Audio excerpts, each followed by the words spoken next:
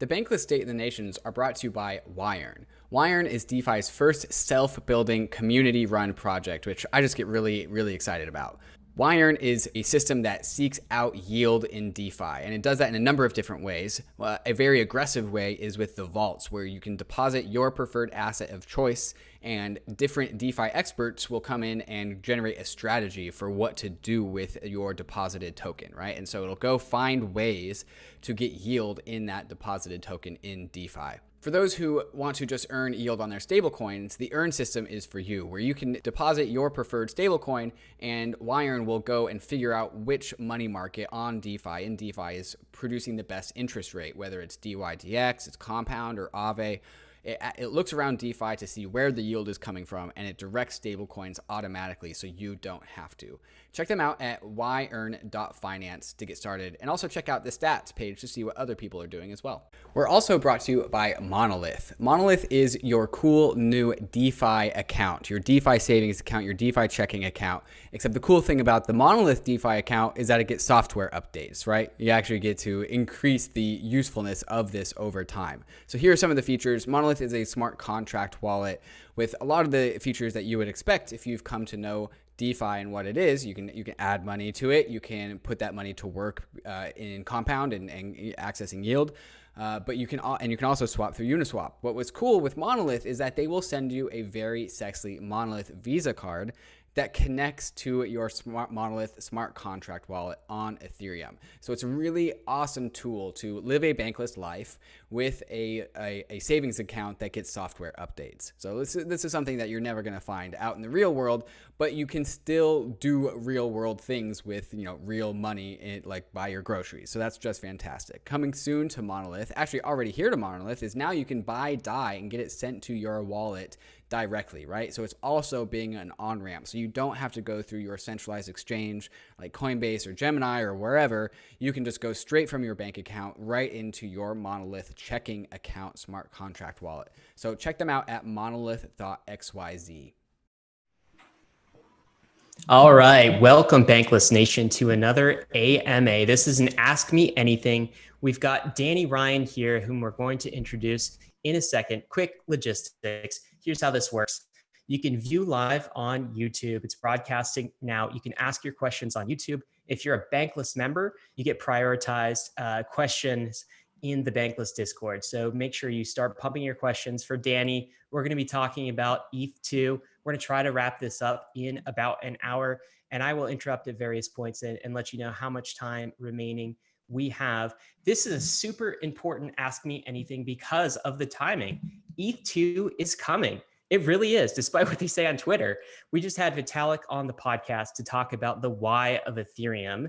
Now we want to do this Ask Me Anything with Danny Ryan to talk about the what, the how, maybe even the when. We'll see. Without further ado, I want to introduce you to Danny Ryan, who is an ETH2 researcher, a coordinator of clients, a herder of cats. He is the guy to ask about ETH2 progress. Danny, how you doing, man? Great. Thanks for having me. Excited to be here. Okay, let's start here. We get dibs on the first question. On a scale of 1 to 10, how excited are you about ETH2 right now? 1 to 10. I mean, definitely 10. I've been working on this for years. I can't believe that is true, but even before ETH2 kind of took its current form, which it's been in that form for over a couple of years, I was working on proof of stake stuff in a different form. And so I am anxious and excited to get this thing out. I actually want to tell you a little story. So in Japan, they have these things called darumas. And these little dolls, and you draw in one eye, and you make a wish or you make like a goal, and then when you're completed, you color in the other eye, and it's like it's a blind Buddha that like achieves enlightenment or something. And you, so I have this little white daruma, and I colored in one eye in the beginning of 2018 because I was like, I'm gonna ship Casper, like we're gonna ship it this year. It's the white daruma. It's like a little ghost. And this thing, it usually sits right there, but it's not there right now. It haunts me, right? It sits there and it looks at me and has one eye, and it had to shift it when we shifted to ETH2 and sharding and everything combined. And so I'm very excited to take this little daruma and give it its final little eye, and then you Wow. burn it. So that's going to be fun too. Fully formed. And that will achieve enlightenment is what you're saying. Is that for yourself or is that for all Ethereans? That enlightenment. Yeah, anyone can share in the enlightenment. I will gladly share. Danny, you had a really fantastic talk at the ETH Online Summit not too long ago, where you talked about how the whole ETH1 into ETH2 transition migration is a misnomer. And I thought that was a really fantastic perspective that I wished more people had. So I kind of want to give you the opportunity to kind of pitch to us why is it not a transition? Why is it not a migration? And what is it really? And how should we really think about this thing? Right. So check out this talk. It gets it's like not incredibly technical, but like gets into more of the structures of these things. But we talk about this thing called ETH1. We talk about this thing called ETH2 all the time. And what we think of as ETH1 is like Ethereum as is today. And what we think of as ETH2 is like this thing that we're trying to build, which has proof of stake and sharding and scalability, all this fun stuff. And I claim that we made a mistake in the naming, and that it's a misnomer, and it implies this like sequentiality of the systems, meaning like, we're going from Windows 98 to Windows 2000. It's like this whole new thing. Or we're going from like a bike to a car, or a car to an airplane. Whereas like really it's a more we're talking about layers of the system. So when we think about ETH1, all of the like complexity, like you have this tiny little proof of work thing. It's like from a software perspective, relatively simple. All the complexity of ETH1, all of the hard work that's gone in for the past 5 years to iterate and upgrade and make this thing like what it is in this like what I call the user layer. It's in execution, it's in transaction management, it's in state sync, and all these things that like make the user layer of Ethereum awesome, and also a lot of things that make Ethereum hard. Where this proof of work module just kind of stays stable. What ETH2 is really taking this like tiny little proof of work thing that's like the brain of the system and saying, can we reimagine, can we redesign the brain of the system to be more secure, more decentralized, and more scalable? And that's what, when we're talking about the ETH2 project, it's really, we want to replace the brains of the system with something more sophisticated, rather than replacing like the guts of the system. Like it's still the same system. And so what we consider ETH1, that state, that user layer, is to exist kind of with this new brain, what we call ETH2. And so there's probably some better terms to use there. Maybe we'll just call it Serenity, the upgrade of Ethereum's core consensus, as it probably should have been called the entire time. But so that's a little bit of that. Check out the talk. It's something that's important to me because it makes it hard to communicate about these things if we can't talk about them. And so check it out. Maybe we can all begin to talk about the separation of layers in a more organized way.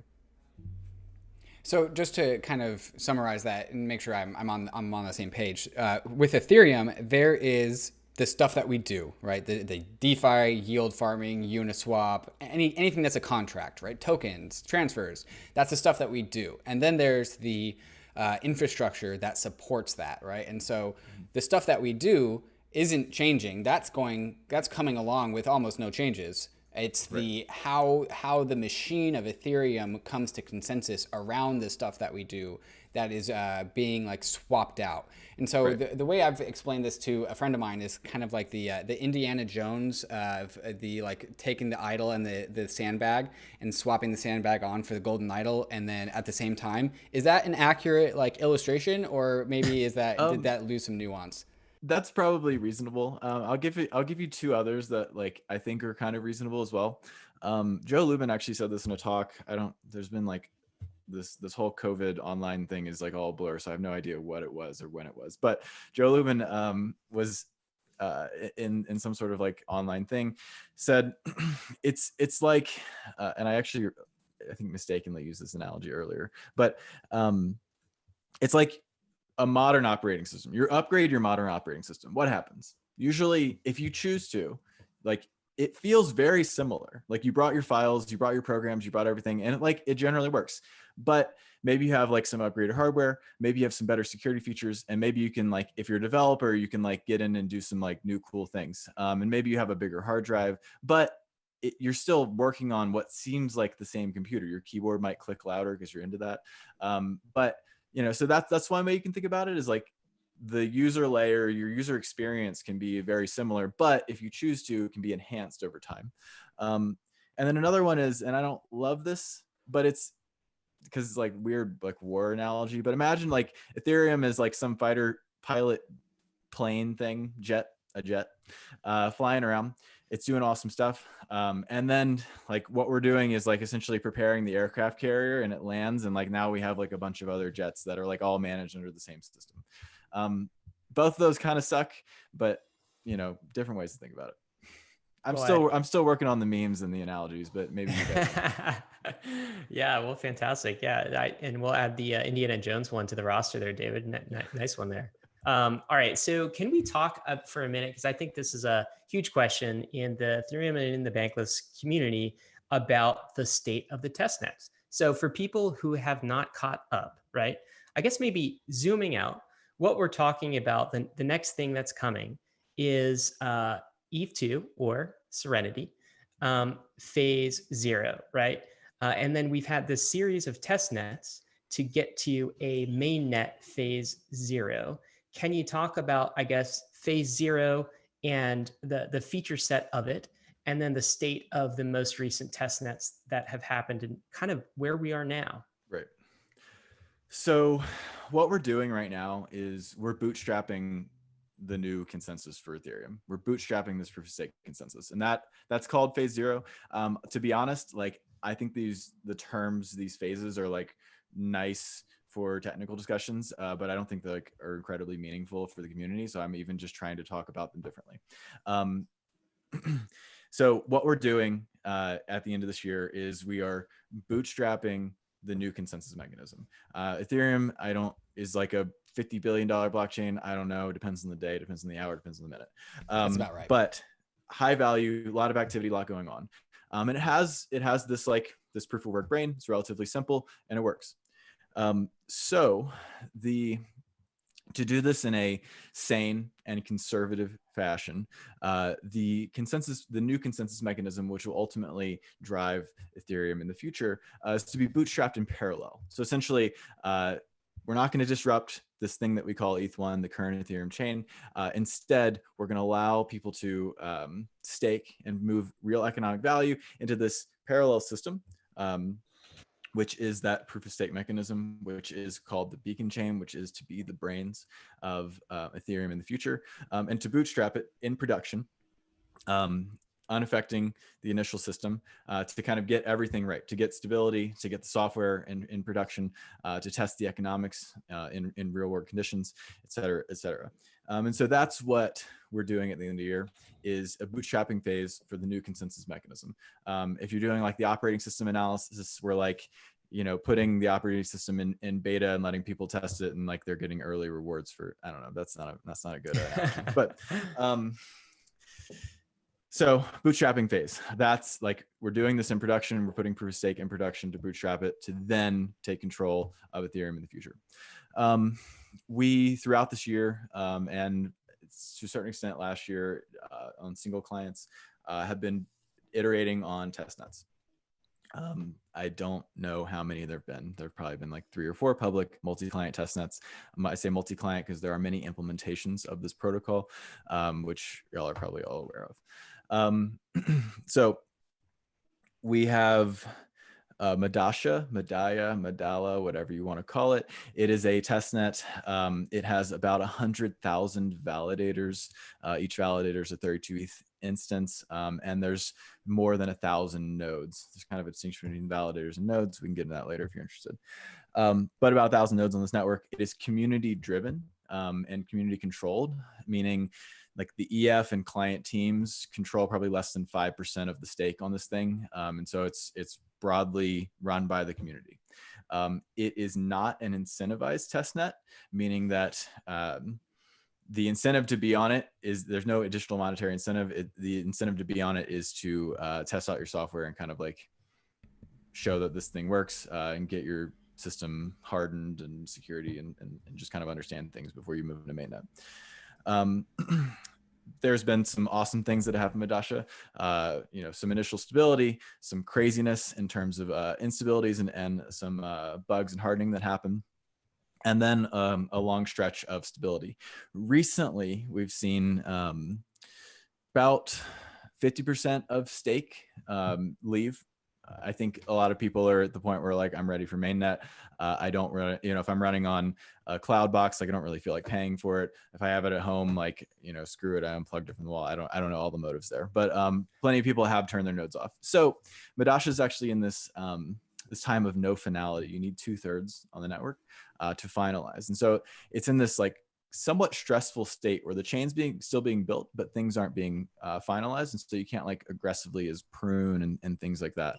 So what we're experiencing with Madasha is like actually what I would love to see, which is like one of the more stressful environments, 100,000 validator testnet in a pretty stressful environment. And we're seeing some awesome PRs and releases if you follow the client development, on better pruning strategies in this time of finality. It's highlighted, a couple of, I think, I noticed on Lighthouse, Proto and I were looking at something and noticed that like the attestation pool was like, had 400,000 attestations in it, which doesn't make any sense, but which is could lead to memory spikes and stuff. So point being is Madasha still exists. Madasha is in this like very stressful state and gives us a chance to harden clients and things before we go to mainnet.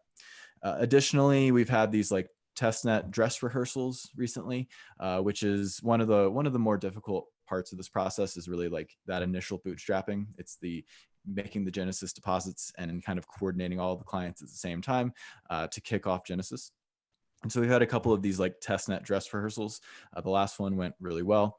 And so we're kind of in the final preparations for mainnet because of these positive signals from testnets, and at the same time tying up various loose ends, which we can get into. That's the status that I don't know. Does that cover the testnets? No, that's Super good. That's fantastic. And one of the things you mentioned is how these testnets are not incentivized. When we call like Bitcoin and Ethereum, we call these things like crypto economic systems, or at least that's what Vitalik calls them. And that's really the only name that I can really think of that really gets on to what these things are, crypto economic systems. But right now, what these testnets are just crypto systems because they don't have the economics built into it. So to the best of your ability, Danny, can you kind of tell us how have things gone differently because of the lack of incentivization, and maybe how do you expect things to change when phase 0 rolls out, which is like quote unquote an incentivized testnet that is fully crypto economic? There's a few things going on here. So one, like, first and foremost, you bootstrap it off of Goerli instead of mainnet ETH. If you ask a Goerli whale, they'll give you, 10,000 ETH, no problem. And so the ability to kind of come in and largely affect these systems to like be a large player in the testnet is pretty easy. And because of that, people that don't necessarily like, I don't have much care other than like my personal want to understand and participate in the system to like keep the value that I participated in running smoothly. So that's definitely one of the differences. Another difference is that we've seen and why we did a couple of these testnet dress rehearsals is that like in Madasha, we had initial instability during the first like 40 epochs or something, and epochs like 6.5 minutes. And primarily the reason was that some people that chose to be whales in this testnet didn't turn their nodes on, right? I won't name names, but somebody that was like 10% stake was like, oh shit, I thought Genesis was an hour later. And like that can happen in mainnet, but like I think you're probably going to check, double check, triple check. It costs you money. Time. Also, like you can turn your node on 2 days before Genesis. I don't know why your node wasn't on, So anyway, so that kind of stuff happens, and that's why we did a couple of the dress rehearsals to really like get a good Genesis going. And then otherwise, like if I'm running on a mainnet node, I have real money at stake. And not only can I make money, but I can lose money. And so if I don't have my validator, I don't have my node running optimally connected to the internet, if a bug arises in my client, I'm going to like dig in and like figure out, is there a new release? Should I switch clients? Like I'm going to be pressured due to the loss of capital and my lack of ability to gain capital to fix things. And so what we've seen is, I mean, sometimes there are client errors. There are fewer and fewer, but you know, if 10% of the network goes off because of client error, people are like slow to fix it. And when people don't want to participate anymore, a lot of people are just like turning their machines off, which if I were on mainnet, I wouldn't do. I would exit, right? Like if I'm like sick of this, like this is not for me, I'm going to exit. I'm going to take myself out of participation. And so we see a lot of not quite rational activity if this stuff actually had value. And that's one of the reasons to go to mainnet and to bootstrap this thing with real production value is to like see how the economics work in production. So do you think when this is deployed to mainnet, Danny, some people have called this like an incentivized testnet almost because, you know, there still could be some issues post mainnet. Do you agree with that lens? So I understand that framing. That's not really my framing. I think the major difference is between an incentivized testnet and what we're doing is that the intent of going to mainnet here is that it is continuously, although it will be upgraded and change in form, that chain does become mainnet. That chain does become the history. Whereas an incentivized testnet, I would say, has no intention to ultimately morph into what mainnet is. And so it is early. There's a little bit less, there's real capital at stake. There's less at stake as in there's probably less surface area to attack at the beginning and maybe less incentive for an attacker to come in. And so it does allow us to have training wheels on to a certain extent. Transfers aren't enabled at the beginning, which like in the event of catastrophe would allow us, would allow the community to make maybe hard decisions on reverts and things like that. But so there, you know, training, it's like training wheels mainnet rather than incentivized testnet, in my opinion. I know that others call it an incentivized testnet. I think there's validity to that claim, but I think there's definitely a difference between a mainnet, you know, an early mainnet that's going to evolve into the full thing versus like a testnet that like is incentivized and ultimately won't turn into the mainnet. Yeah, I got it. All right. So we went through all the test nets. I think the big question on everyone's mind is what's next? What's left to do here? Correct. I mean, plain and simple, the main thing to do is to release the version 1 of the specs, the community to choose a deposit contract, mainnet canonical address, and a Genesis date. There are a couple of reasons that myself and client teams have not done that final release of specs that would include what we would call a canonical address and date. And the primary being, and I haven't talked about this yet, I've been meaning to put it down in paper in a blog post. I've also just kind of been monitoring the situation. But the primary being, there's this crypto library. It's called BLST, Blast. It's built by Supranational. It was created actually this year, and it is a highly optimized BLS crypto library. And it's awesome. You know, like 2x gains on the fastest thing, and it's actually easier to read and reason about. And there's like ongoing formal verification of it. This library is critical to creating keys, signing messages, and critical in early phases, in that if you use this library to generate your keys, they need to be secure. If they use it to generate your wallets, they need to have like tightened, good randomness and stuff. And if you're actually signing your deposits, which has a signature associated with it, it needs to be correct. And so this library is currently under audit. It is also under ongoing formal verification, which has some initial results. That stuff's probably not going to be ready until Q1, but it is under security audit with NCC. It's about 2 weeks in, and we have another about 2 weeks of this audit to go. Given that how critical this library is, and given that if there is a fundamental error in this library, we could really fuck some shit up in terms of Genesis deposits, that is the blocker. There are a number of other things going on. Clearly, clients are hardening. Clients are tying up loose ends. There's been a lot of like active engagement on Madasha with some of the things that users are seeing in terms of resource consumption and stuff. So that's ongoing. There are some ongoing client audits and things. And there are some loose ends being tied up around like user experience on the Launchpad and other various tooling around deposits. But those things are all going to happen and are happening kind of in parallel. But the big blocker on kind of finalizing the last little bits is this audit. So, Danny, there's a few questions with regards to the canonical deposit address. How do you foresee people figuring out which one is the canonical address, and why don't we just have a clear and cut answer as this is the address? I mean, for one, who can dictate such a thing?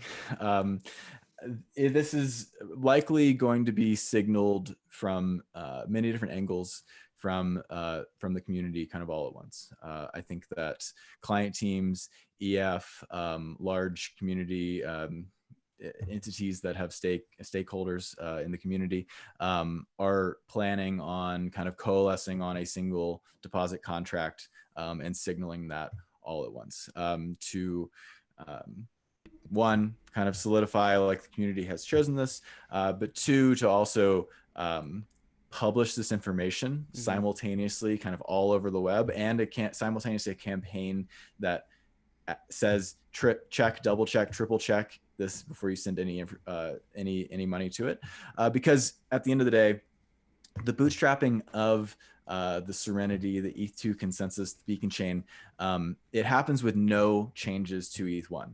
And so this bootstrapping mechanism, like the gateway to enter into this consensus mechanism, is a contract on ETH1. And so I can deploy the bytecode, you can deploy the bytecode, anyone can deploy the bytecode, and we can verify that all of these are like the bytecode that we all intended to use. But if we don't all choose the same one, there could be issues with loss of funds and other things. And I think maybe even more concerningly, I can take that bytecode and modify it and maybe put some sort of secret withdrawals in there. Obviously, if you're verifying the bytecode, you couldn't create like a phishing contract, but you could create like a contract people are just wasting money. But I'm definitely like, we're all kind of concerned about phishing, and so we do want to make sure that there's like a good community push to kind of like coalesce very clearly on this. I think this information will end up in that EIP that I wrote up. It'll end up in the V10 specs on the spec repo. It'll end up in many blog posts. Hopefully like block explorers and different things will also all be kind of publishing and giving names and access to this information. I think that's pretty interesting that for just a brief moment, Ethereum really is emphasized by the social layer rather than the code layer when it comes to like determining which is the quote unquote real deposit contract. I think that's a right. pretty interesting feature. And anytime there's a hard fork, it's not, there's maybe not a lot of risk in those, but like that's a point in which the social layer of Ethereum goes, yes, we're doing this, right? And like, if it's adding like a BLS precompile and it's adding, it's fixing gas pricing, that's not like, the social layer doesn't have to like signal super strong. But this, because it's not a hard fork, right? It's a deployment of a code and pointing to a code in this layer. So there's a little bit more opportunity for confusion and other strange issues that might arise there. So the BLS blocker may be news to some folks who are listening to this and watching this. But let's take kind of the happy path. So audit's done in like 2 weeks. Bison Trails, who's a staking company in the space, they're like doing stuff with ETH2. They wrote a post that said, "We expect the deposit smart contract and more exact dates to be released sometime in the next 2 weeks." They put this post out this week. We still expect for mainnet to launch in mid to late November. I guess, the question to you, Danny, is when deposit contract? Let's take the happy path where BLS goes well, the audits come back, everything's clean. What dates are we looking at? Happy path is a couple of weeks, and a minimum genesis date in 2020. Very cool. Wow. All right. And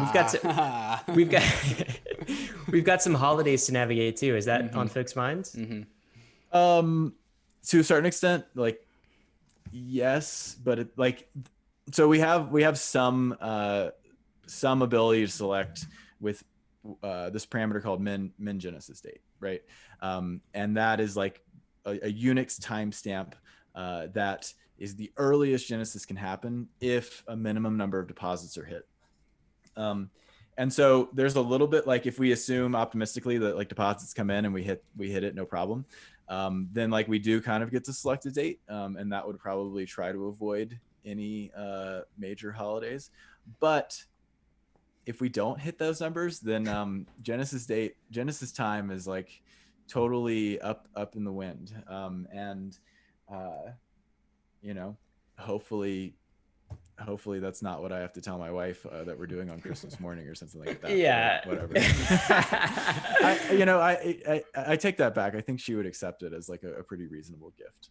Yeah, absolutely. Well, okay. So, the interesting thing about that, I think, is like, this is going to be probably a light holiday year for a lot of people too anyway, right? So at least with respect to travel. So maybe not all bad news if that happens. Here's a question from somebody in the community is asking to something you just sort of addressed, Danny. How fast do you guys think the deposit contract will hit 500,000 ETH? And maybe just give some background onto why that 500K ETH is an important number. Right.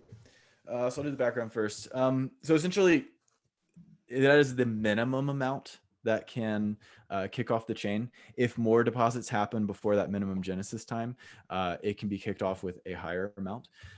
Initially, this number was put at 2 million. To find the balance between being able to bootstrap the chain but not have like a whale control the entire thing. Obviously, there are people with 500,000 ETH. There aren't an incredible amount of people with 500,000 ETH, but there are players that could potentially game that. And so the other balance between having enough ETH to kick it off and be in kind of in a secure zone is to, in these early phase of ETH2, there are risks that wouldn't necessarily exist in, say, 2 years' time. There is kind of this unknown lockup, which as ETH1 gets integrated into ETH2, you are then able to liquidate your validating ETH. But until then, you're kind of like, you're in it to win it. You're a validator, and you can exit, but then your ETH is sitting kind of in limbo. And we don't have a date on when that happens, so it's kind of an unknown variable, right? Right. So we do expect like much lower participation early on and much higher reward than, say, in 2 years, where I don't know, say in some amount of time where the system is hardened. So there's less technical risk, and there's easier paths for liquidity. So we do expect like there to be some amount of barrier to everyone participating with all their ETH, right? And so given that, the low 500,000 is kind of like, in the event that it is not incredibly enticing to be one of the bootstrap validators, it's definitely an achievable number. And so it's it would be in a much lower security environment. Obviously, ETH is worth much more than it was maybe when some of these decisions were made, and ETH was worth like $90. And so 500,000 isn't like a crazy low security environment, but it's really kind of finding the balance between what is the minimum that we can really expect in this high risk phase, balanced with what's the minimum we can get away with in terms of security to kick this thing off. Like, and obviously 20,000 ETH is not a sufficient number, but it's a little bit of guesswork because of a lot of the unknowns in terms of the incentives and who's going to show up on day one.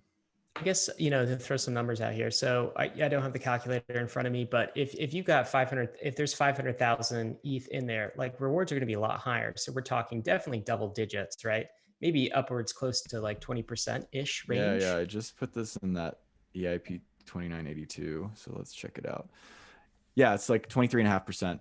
Okay. And that's 23.5% ETH denominated, which is important, not dollar denominated. Yes. Sure. Yeah. I mean, who like. Finish that sentence, Danny. I know where you're going. Do it. Who knows? Who denominates in ETH? Bankless Nation does. No. I didn't mean to. I just like in terms of dollar amount. Like, what does that even like? Oh yeah. It changes every fucking. Second. But like, okay, but here's here's what's interesting. So 23% on if it's close to 500K, right? So, and that would be sort of threshold to booting this up. We have 500K Ether right now price is what, 410-ish ETH price. Mm-hmm. So that'd be like $200 million parked in the staking contract, basically. We have 8.9 million ETH locked in DeFi. That's like close to, how much is that? It's like 8%, 8.5%. That's 8%. And that is billions of dollars. Yeah, I mean, we've got billions of dollars locked in DeFi, and the ETH in DeFi is making like, I don't know, 2-3%. Yeah, not even I, that. Know, I thought you could make like 10,000%. Well, that was this summer, and that that didn't last too long. And that's on your stable coins, not on your Ether, not on your Ether assets. You don't get ETH denominated returns are the thing. So I don't know, if we look at DeFi history, at least for me, it feels pretty confident that are we going to have people stake ETH in ETH2 for 23% ETH denominated gains?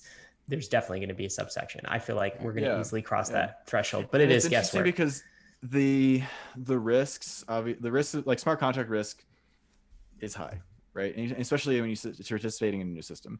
And there are risks in ETH2, right? Like, so that's not just a free, you don't just get a free 23%. You have to run your node. There are like technical attack risks. There are all sorts of stuff. And so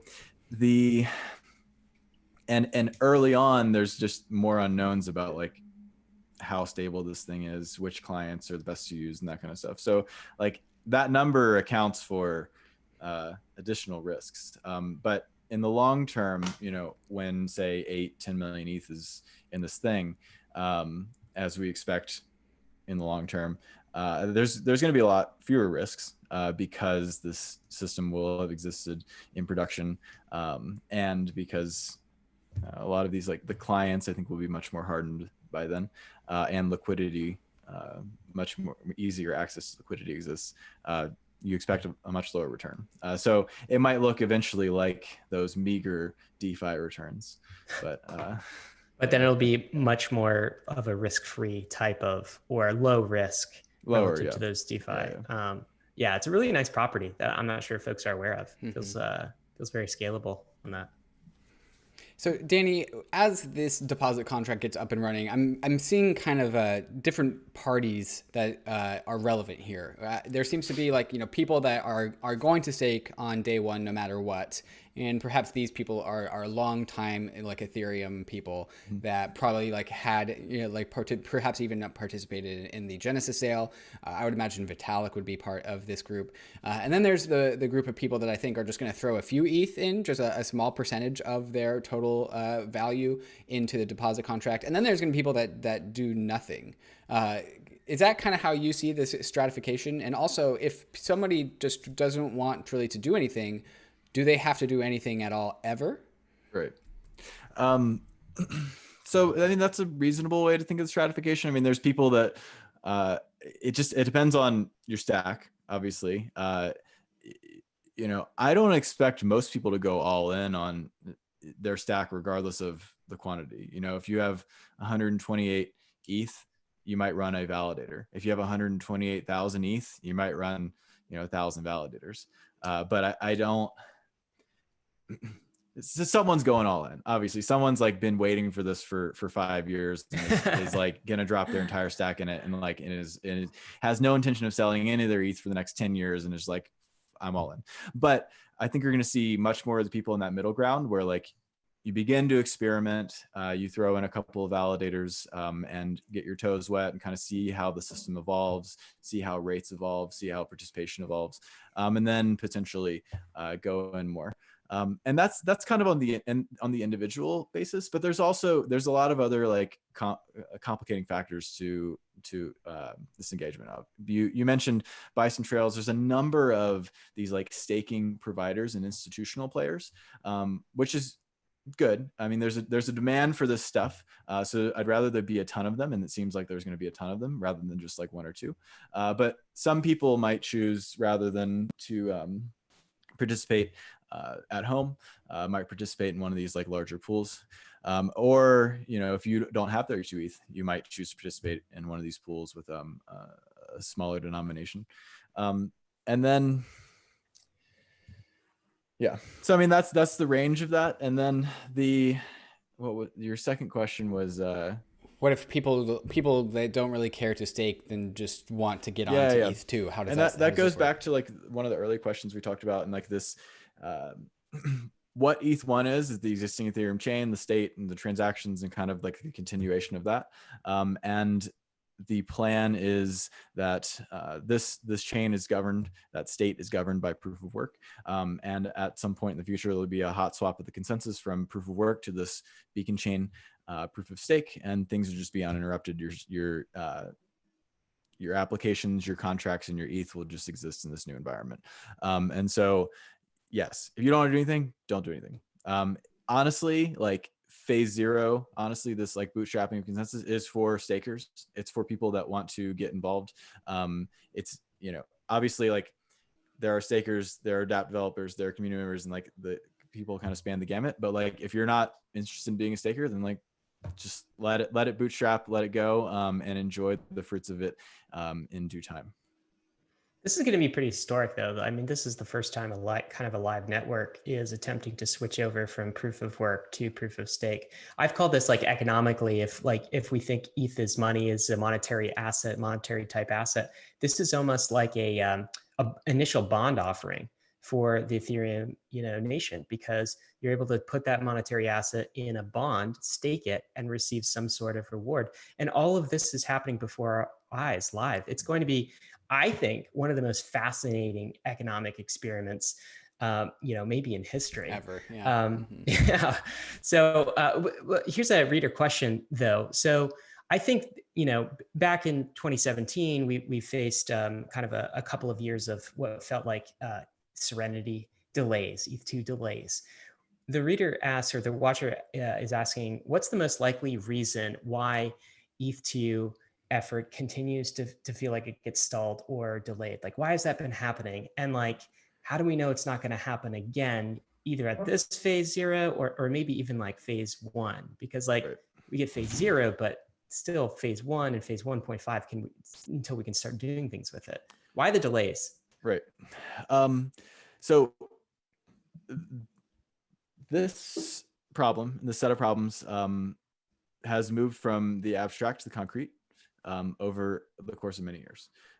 This research effort, the abstract, has been ongoing since before the launch of Ethereum mainnet, and continued for many years. It had many false starts, it had meandering paths, and it took a long time to bring the fundamental research into a concrete reality.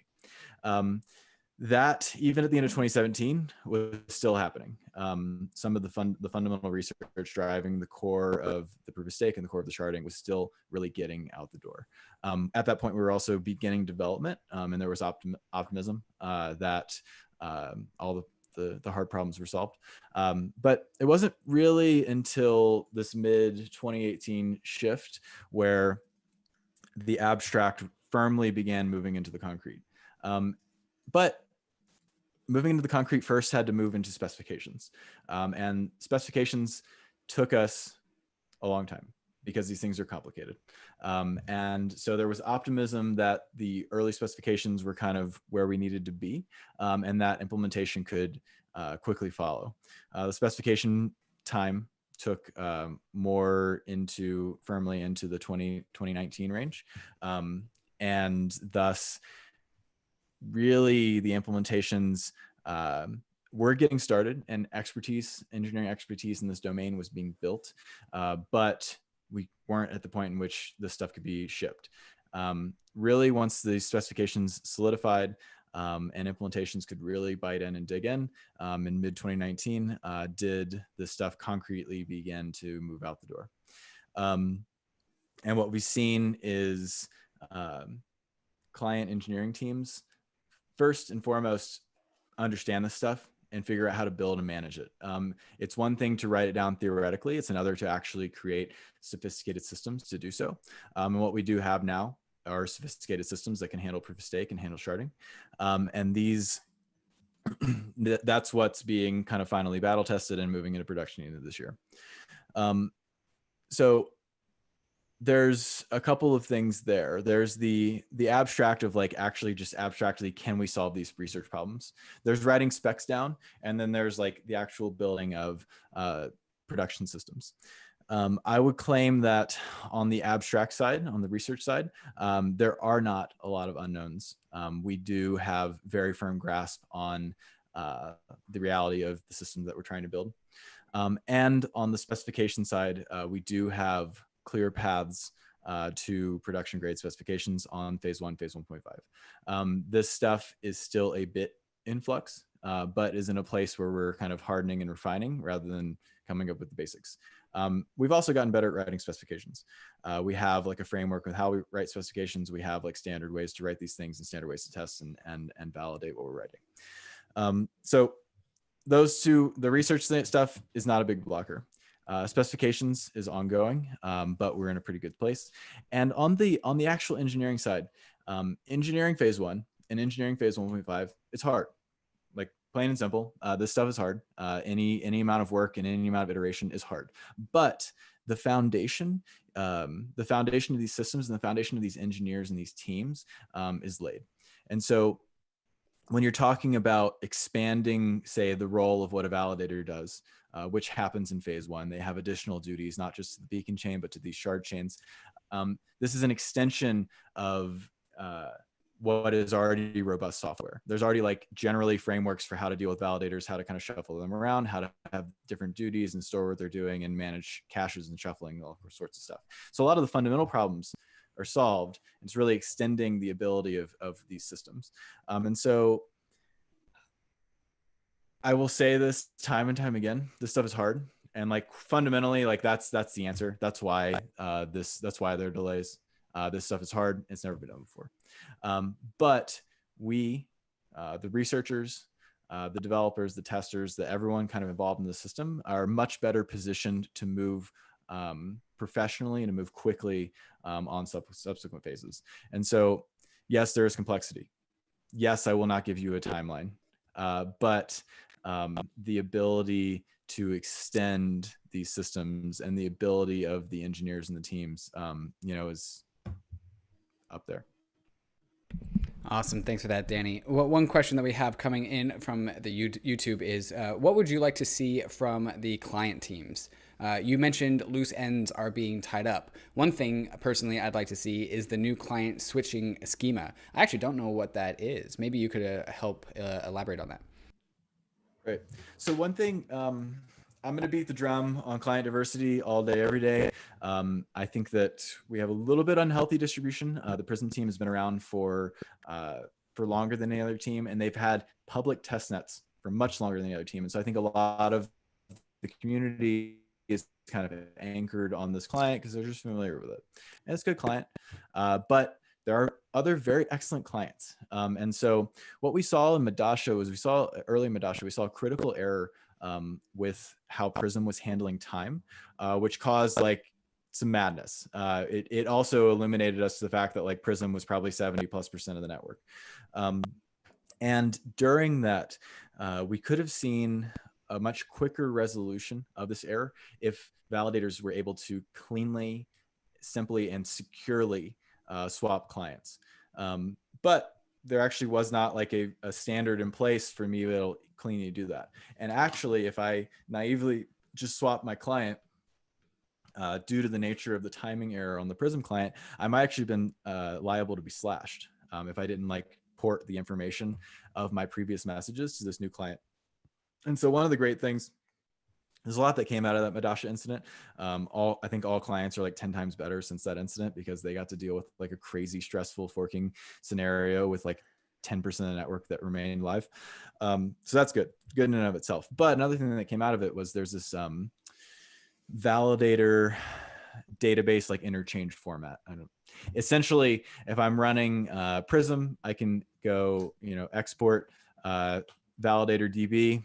And then I have like this file. And then if I want to run Lighthouse or Nimbus or Teku, I can just go import validator DB, import keys, or like import my keys, and it'll say, do you have an existing DB or something? And you give them the file. I don't know what the UX around it is, but this standard exists so that I can safely and easily kind of port between clients. And so that's what they were mentioning there. And this, there is a standard. There is a standard that is implemented, I know, by Lighthouse, and I believe by Teku, and maybe by Prism. And the standard is being prepped to be, you know, an EIP ERC. And so that's one of the kind of things, like when I say loose ends, that are being tied up, so that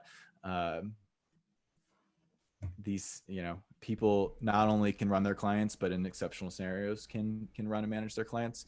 Another thing that it's kind of funny. It's like, I think Teku like recently merged a PR that actually lets you submit exits, right? Like that's like the tail end of the validation process, and like not something we're like consider like that you like when you're imagining a test net, you're usually like Genesis and like run stably. But because of that, you know, they had this like feature just kind of like hanging in an issue of actually being able to submit an exit, you know. And so that's something that, like, when I say loose ends, that's not a complex feature. It's just sign a message and broadcast it, but it didn't exist. And so that's the kind of stuff, in addition to the final hardening and kind of security preparations that are happening. One thing I want to go back to the switching, the client switching scheme, I guess.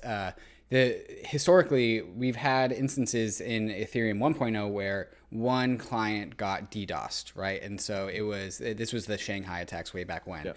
And you know, there was basically, if I'm remembering correctly, there's basically just two clients at the time, and one client went down. And the reason why Ethereum didn't go down was because the other side of Ethereum, which was the what was the other client that well, there's Parity and Geth, and I think they actually both independently got attacked, but at different times. At different times, right? And so like one was the backstop for the other. And what you're talking about with these switching schema, switching validators in Ethereum 2.0 is that we're trying to find a way to like just switch at the press of a button, right? And so for people that's trying to attack Ethereum, it's like playing whack-a-mole, because what these clients are trying to do is they're trying to make such an easy way to switch onto a new client that may not be succumbing to whatever attack you're trying to have. So it's just about producing anti-fragility. This is all correct, right?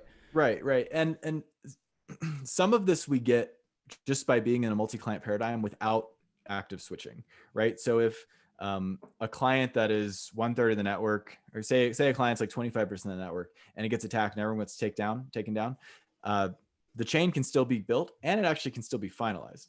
Now take a client that's 50% of the network, the chain can still be built if that client is taken off, but it can't finalize. So it can still provide liveness and some quality of service, but it can't provide that cryptoeconomic finality that we would desire. And so that's another component. Like, so if there's a 50% client taken off and there's not a good way to switch, then we're kind of in this like limbo state where we're not finalizing. And so this adds additional ability to rectify scenarios. And personally, you know, if you're a validator and you want good uptime, like if you have issues with a client, you want to be able to switch regardless of whether there's an attack. And so this just kind of provides that baseline ability to be able to manage and kind of control your own destiny. And that's I kind of alluded to the fact that I think that Prism has too high of a community share right now, because we have 4 clients, 4 very viable clients that are going to mainnet. We have an additional client, Lodestar, with a JavaScript client. They're awesome. They bring incredible JavaScript tooling, but they're not quite ready for mainnet. And these 4 clients, if we had, say, like every client had 20 to 30% of the network, then we'd have like this kind of built-in redundancy where if a client goes down, the liveness remains, the finality remains live. Whereas if we have a client that has like a huge percentage of the network, it embodies like a huge amount of much more risk for both the users, the validators, and kind of their profits, as well as this finality mechanism of the protocol.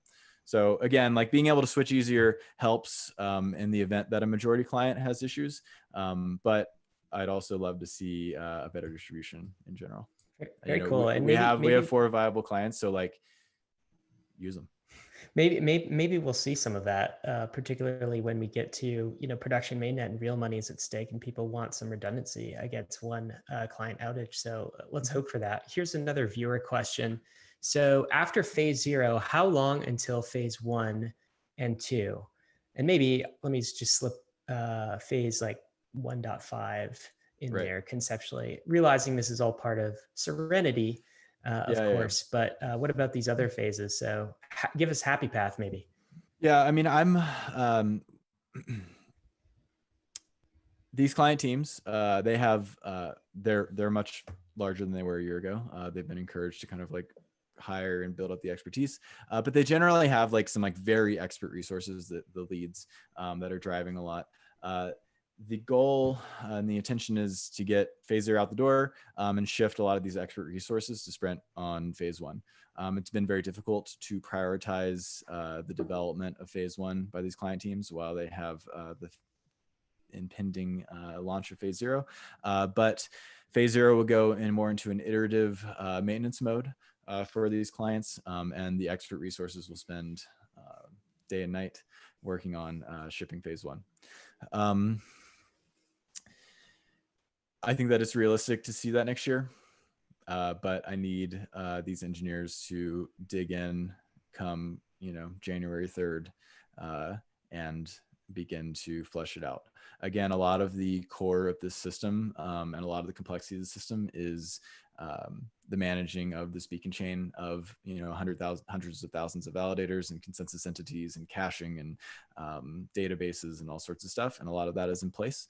And a lot of what phase 1 is kind of an extension of a lot of those basic building blocks. So I'm pretty confident that, we'll get significant kind of basis in place early next year and testnets going, but there's a lot of unknowns. And so looking at that, so phase 0 builds the brain, right? So we've got this whole body that is Ethereum. It's got its own separate brain. Now we're building another brain over here, but it doesn't have a body yet, right? So it's in kind of this lab. And then phase 0 launches with, and we're building the brain, which is kind of the consensus engine, right? What additional benefits do we get with phase 1? We had Vitalik on the podcast and he was talking about, hey, it's kind of like a sharded data availability layer, right, for us. So are there any wins there? And then phase 1.5, it's kind of my impression that that's the point at which we can delete the other brain and we can merge the body and like the bodies together into one thing. But what are the wins for phase 1? Yeah. So the goal, one of the primary goals is to migrate the existing Ethereum chain from proof of work to proof of stake. In the meantime, while this proof of stake mechanism is being bootstrapped and built and vetted in production and kind of iterated on, we will also extend that proof of stake mechanism to come to consensus on a lot of data. It's sharded data and provide a whole host of extended data, layer 1 data availability capabilities. Essentially, we expect this consensus mechanism to be able to come to consensus on anywhere from like 1 to 4 megabytes of data per second. And that's what phase 1 is taking that consensus and getting it to come to consensus on a lot of data. And data is kind of this weird thing where like, I'm aware of how important layer 1 data can be to applications and things, but I think maybe the broader community is just beginning to kind of bite into what layer 1 data even means and what it can do for us. And I distinguish data from data and computation. So like layer 1 data in phase 1 doesn't really have like a layer 1 meaning. It's just the ability for the consensus system to like make strong crypto economic claims that this data exists and is available. So what does data do for us if we don't have computation? Well, I think first and foremost, what we expect it to be used for is rollups, which is like one of the main scalability avenues that Ethereum wants to take in the short term, but also probably the medium and long term, where the amount of layer 1 data dictates how much these systems can scale. I think you can get a couple of order of magnitude with just the data of the single Ethereum blockchain today. But with 100x that in a sharded solution, we can take those two orders of magnitude and multiply them by another couple, and get some pretty incredible scaling. But another interesting thing is like, what is layer one data? What can we do with it? If we don't put computation on it, I don't know. Like there might be all sorts of crazy stuff. Like just having this extended capability, one, I think is going to provide us like quite a bit of scaling through rollups. But there's probably all sorts of decentralized applications and things that we haven't even thought of that all of the innovators out there, and all the people that like always want to play with the new gadgets, are going to take and extend. And so layer one data, we expect to just be an asset in and of itself. And so phase one, even though the existing proof of work chain, what we call ETH1, isn't integrated back into the system, it can learn about this system through a light client on ETH1 and have access to make proofs about this data availability layer.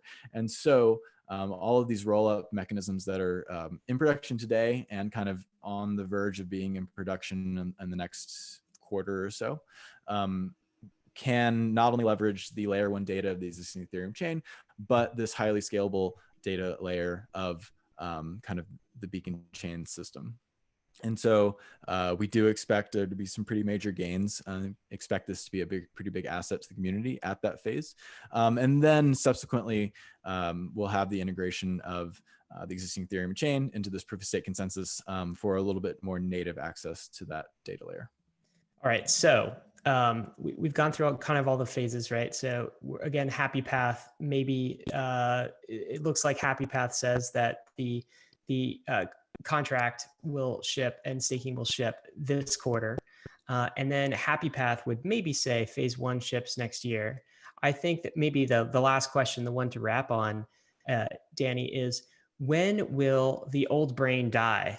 When will we finally be rid of proof of work for good? Give us another Happy Path on that, because that would make me very happy. When it's ready. There's been a lot of work done on this. Mikhail from TXRX at Consensus and Guillaume from the Geth team at the Ethereum Foundation have worked on a prototype of the basic, the merge, the beacon chain controlling the consensus of existing Ethereum. It's great because it reuses most of the software, sophisticated software of ETH1, Geth, etc. And it reuses the same public interfaces. And so you can take existing wallets and stuff and just interact with Ethereum, but in this new environment. So we used MetaMask to send transactions to an Ethereum chain controlled by the beacon chain. Very cool. In addition to that, there are probably 3 or 4 of us working on this merge, and now there's upwards of 10 people. There's a lot of different things to think through, like shard data fee markets, actually how you handle security at the point of merge, when the proof of work dies and the proof of stake takes control, at this inflection point, what are the things to think through? We're currently prototyping that inflection point. And a number of other things. At that point, you have the ability for native validator withdrawals and more native deposits. And so figuring out the mechanisms of withdrawing to contracts and all that kind of stuff. That stuff is all in the works, and that stuff is all very independent of this phase one development, and is happening in parallel and kind of picking up steam. So I think that by mid next year, we will have pretty robust prototypes and beginning to have pretty robust specifications of the different dimensions of this problem. And although I think client teams will be digging very deeply into phase one at that point, we'll be ready to really plan and begin for serious planning of the merge. So, take it for what it is.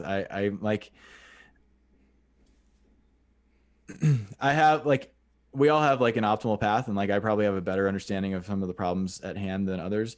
But these are deep and complex problems, and there's a lot of different moving parts.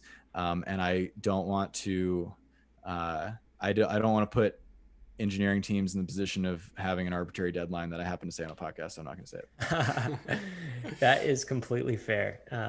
Thanks a lot, Danny.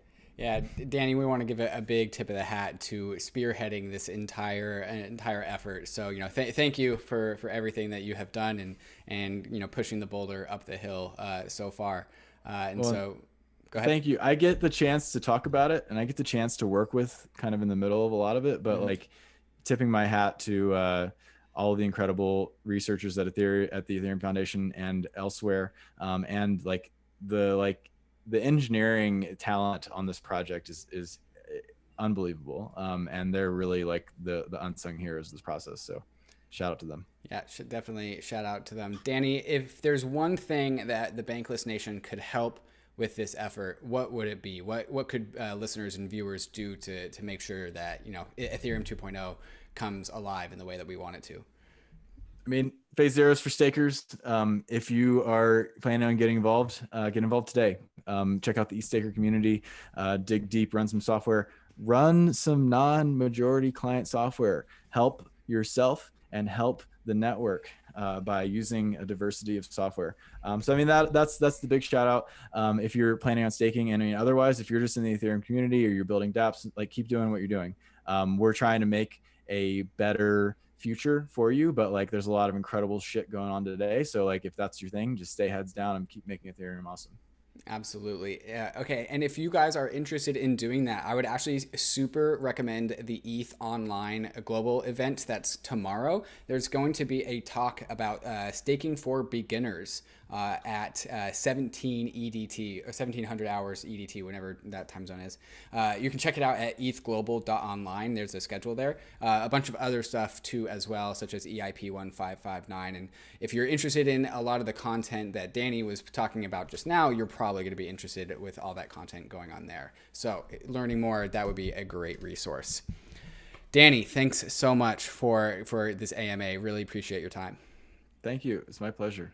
Talk to you all soon. Cheers. Take care, Danny. Thanks a lot.